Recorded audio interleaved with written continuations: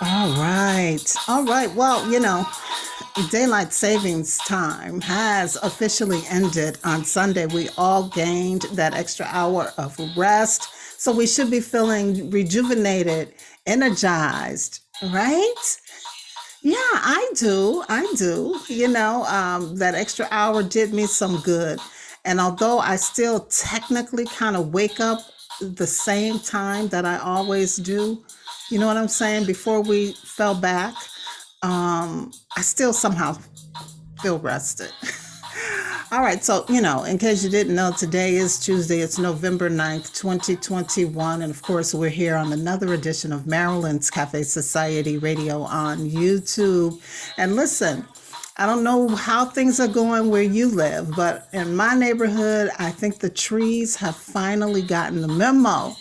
The leaves are falling off the trees, not in abundance, but they're slowly starting to fall. Not enough for me to get out there and get some exercise and start raking yet, but they're falling. Again, I think they're about 2 weeks behind schedule because I know last year and the year before, it was definitely an October date that I distinctly recall being out there knee deep in leaves.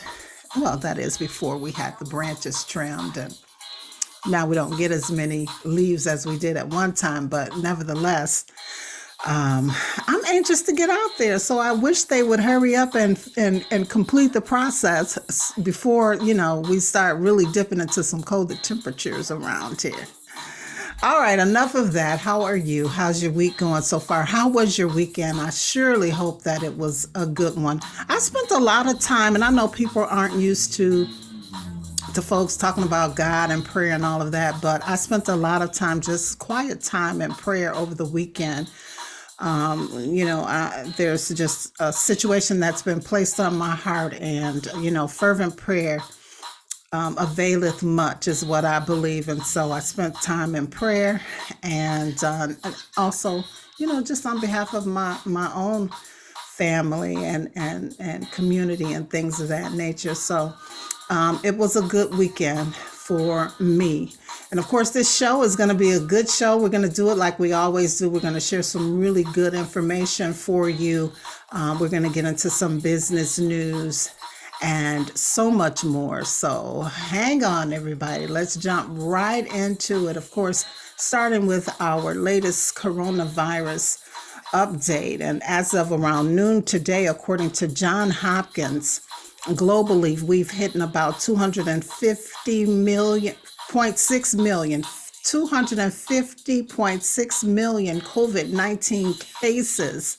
Yeah, and we have exceeded, last week we exceeded the 5 million mark, but now we're at 5,060,000, more than 5,060,000 cases worldwide, or I should say deaths worldwide. Here in the United States, we are now reporting about 46.6 million confirmed cases and 755,988 deaths here in the United States. Now in China, when we peep over there and look at their numbers, they are reporting about 110,331 cases. That's about 587 more cases from my report last week.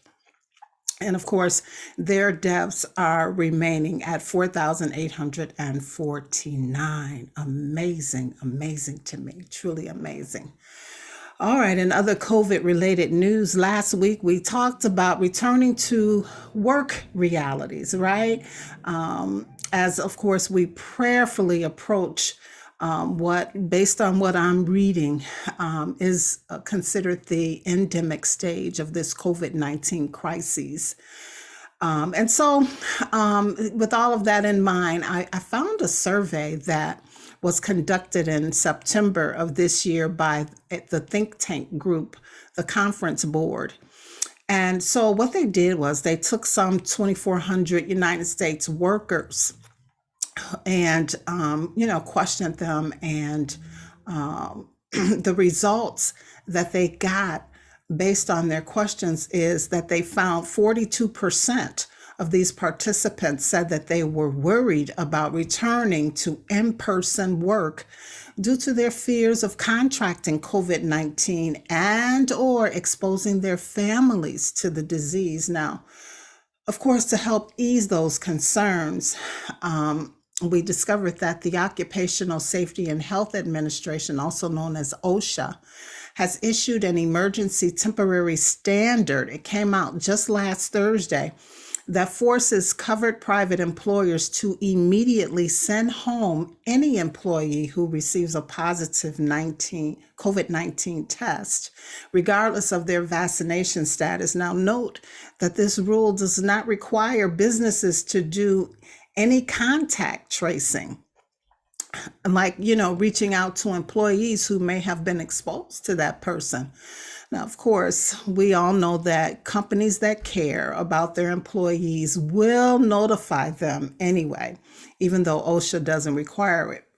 So Michael Van Dyke, who is an industrial hygienist who studies workplace exposure assessments at the Colorado School of Public Health, was reported as saying that because the Americans with Disabilities Act require an employee to maintain the confidentiality of employees' medical information, including any COVID-19 diagnosis or treatment, they can't disclose the names of those who got sick with the COVID-19. But here are some ways around that and what is considered best practices as businesses have to deal with this, as employers have to deal with this. And some of this is coming from the CDC. Now, they're saying that what companies can do is share enough information about the coronavirus exposure for others to make informed choices, so they can talk about the time frames in which this person who tested positive for COVID-19 was there at the office or in the workplace. They can talk about that person's symptoms. They can talk about the general area that the COVID-19 positive employee worked or, spent some time at. But again, they can't actually say that person's name. Now, unvaccinated close contacts, those who were within 6 feet of an infected area, or I should say an infected person, for a cumulative total of 15 minutes or more over a 24-hour period. So that means, they may have spent 3 minutes with them in one part of the day, and then 30 minutes with them in another part of the day. So the cumulative time, right? If that is the case for an unvaccinated close contact person, they're required to quarantine for 14 days, or if possible, work from home, or self-monitor for symptoms and warning signs themselves.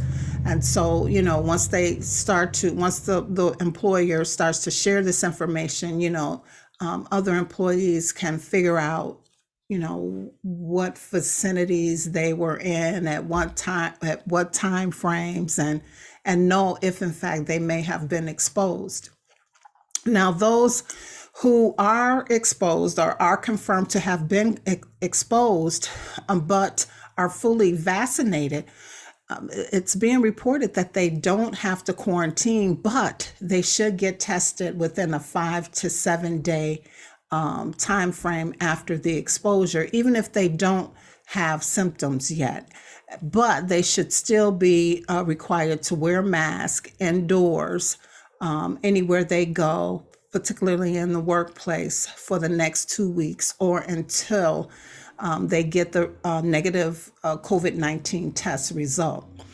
All right, and so once infected or exposed, employees are to be removed from the workplace immediately, especially those who are not vaccinated. And once they're removed, the employer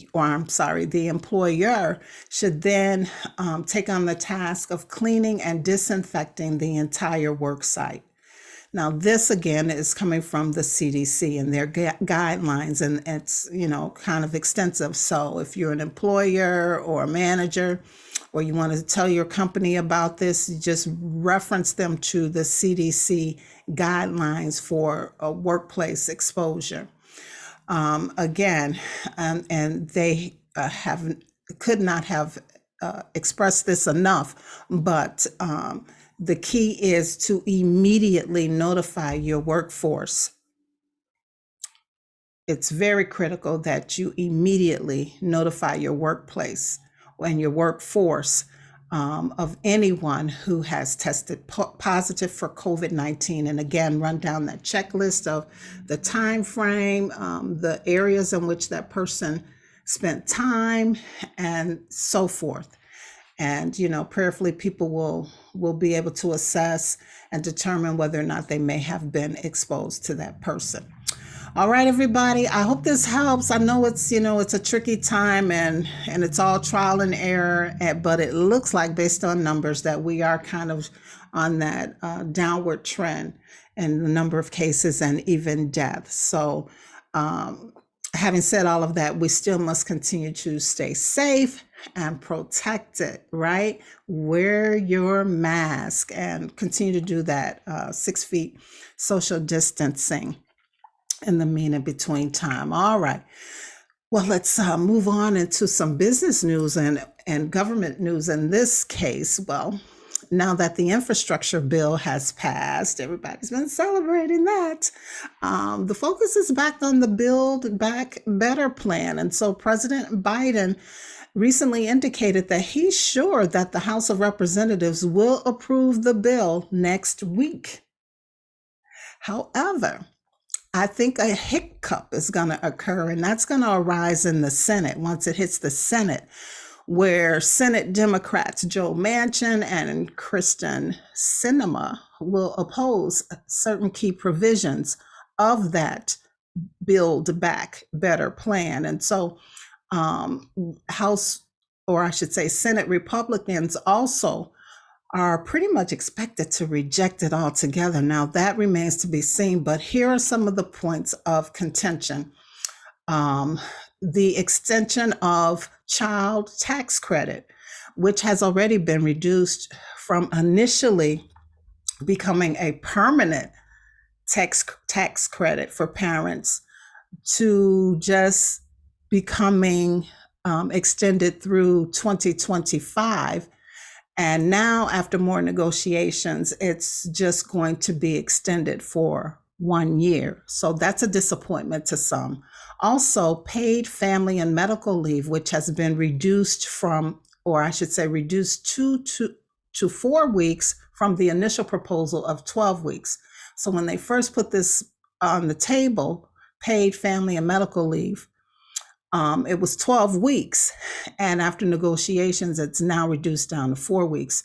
Also, state and local tax deduction relief, which House Democrats proposed to hike from a $10,000 limit to an $80,000 limit for a period of 10 years. Now, I should mention that this particular hike for state and tax, local, state, and tax deductions was initially introduced as part of the Republicans' 2017 tax overhaul. So that's where the contention comes in, and we'll see how that flies. Now, free community college, remember that was on the table as well, and it has been reduced to just simply increasing the maximum Pell Grant by $550 per student for about 5 million students. So again, we went from 2 years of free community college to now just a Pell Grant increase of about $550 per student.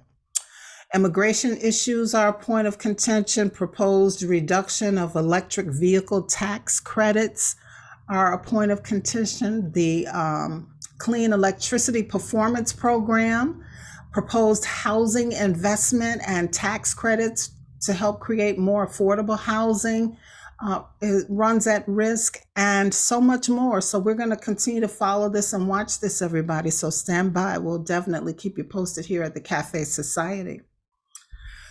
And in business news, while the pandemic was very kind to many tech giants, it seemed to have loved Alphabet the most. Now, Alphabet, as most of you know, is the parent company of Google. And I say it like that because they can add so many more zeros to their pot. Yeah, because they've surpassed the $2 trillion mark in market capitalization just on Monday. Yeah, it's 70% stock surge makes it number one among the five biggest United States tech stocks by revenue. YouTube brought in about 7.2 billion in ad revenue in the third quarter, which is up 43% from the previous year and more than Snapchat, Twitter, Pinterest, and LinkedIn combined. Very interesting there. And the other report, Robinhood has said that the personal information of more than 7 million accounts was assessed during a data breach on Monday. However, they noted that Social Security, bank accounts, and debit card numbers were not exposed. Still, lots of people are a little nervous right now, and I guess taking the necessary precautions to protect themselves. All right, and then in stock news, the S&P is still winning. Yeah, its streak of 8 straight records is its longest since 1997. That is until noon today, and we'll look at those numbers in a minute. But just taking a peek at the NASDAQ, it looks like chip maker AMD was the number one gainer after announcing it secured Meta, formerly known as Facebook, as a customer. Way to go. All right. And so here's the report from the stock market as of around noon today. The Dow was down 226.10 points to 36,206.33. The S&P 500 dipped by 21.88 points to 4,679.83, and the NASDAQ was down 99.63 points to 16,236.66. Gold, however, was up $4.49 to $1,828.55 per ounce. And oil rose $1.36 to $83.58 per barrel. Speaking of which, they're talking about the gas prices, and I've noticed it at the pump. But, as I said last week, they were saying that things were kind of balancing out and coming to a standstill. So we'll continue to watch that. In the mean and between time. In the mean and between time, we have noticed that the price of everything else has also gone up: food, clothing, everything else. So, I guess this is a way of the economy kind of correcting itself. And I believe that we will all get through it without too much damage being done. All right. And that is it, you guys, for our business news and a look at what's been happening with the government. I do, however, just want to remind you of one more thing, and it's really important. And it's what this is taking us back to what I shared with you as we opened at the beginning of the show today. And that's my spending time in fervent prayer over the weekend, and actually, for a while. And it's not to put myself on a pedestal or anything like that, but I think this is just so important, and I've been sharing it with you in the blog and on the show for the last few weeks. This is day 9. Of course, we know that Julius Jones is set to be executed on November 18th. However, as I reported last week, he finally got a chance to tell his story. What happened to him? Where he was 22 years ago when he was accused of murdering a man in Oklahoma. Yeah, he had his clemency hearing last Monday, and he had a chance to tell his story. And of course, after hearing his testimony, as well as from all the lawyers and advocates, even the prosecutors and the Howell family. The Oklahoma Pardon and Parole Board voted 3-1 to recommend clemency and commute Julius Jones's sentence to life in prison with the possibility of parole. Now, again, that's a major first step, but it's now in the governor's hand, Governor Stitt of Oklahoma, to determine, what's next for Julius. Will he agree with the parole board and commute his sentence to prison with the possibility of parole?